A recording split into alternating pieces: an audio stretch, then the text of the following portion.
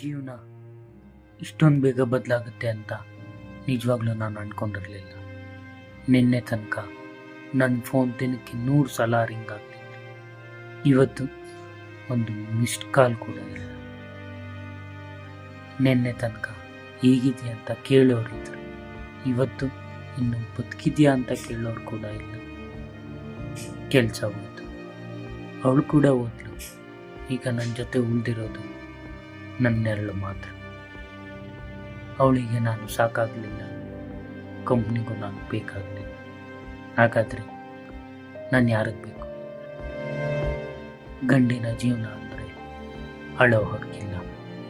ಸೋತ್ರು ನಗಬೇಕು, ಹೊಡೆದ್ರು ನಿಲ್ಲಬೇಕು.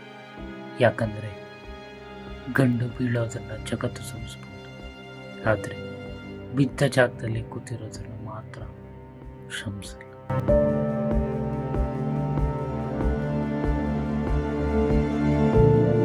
ಎಲ್ಲರೂ ಕೇಳ್ತಾರೆ, ಯಾಕೋ ಸೈಲೆಂಟ್ ಆಗಿದೆಯಾ ಅಂತ. ಆದರೆ ಏನಾಯಿತು ಅಂತ ಯಾರೂ ಕೇಳ.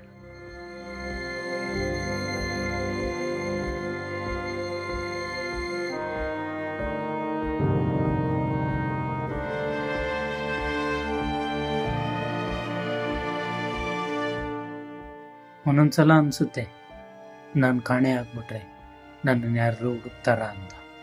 ಆದರೆ ಇಲ್ಲ, ಇದೇ ನನ್ನ ಕಥೆಯ ಕೊನೆ ಆಗಬಾರ್ದು. ಇವತ್ತು ನನ್ನ ಬಳಿ ಕೆಲಸ ಇಲ್ಲ, ಪ್ರೀತಿ ಇಲ್ಲ, ಜೊತೆಗೆ ಯಾರೂ ಇಲ್ಲ. ಆದರೆ ನನ್ನ ಉಸಿರು ಇನ್ನೂ ಇದೆ. ಹಂಗಂದರೆ ದೇವರು ಇನ್ನೂ ನನ್ನ ಕತೆ ಮುಗಿಸಿಲ್ಲ. ಒಂದು ಬ್ರೇಕಪ್, ಒಂದು ಜಾಬ್ ಲಾಸ್ ನನ್ನ ಜೀವನದ ಕೊನೆಯ ಅಧ್ಯಾಯ ಅಲ್ಲ, ಅದು ಹೊಸ ಅಧ್ಯಾಯದ ಮೊದಲು.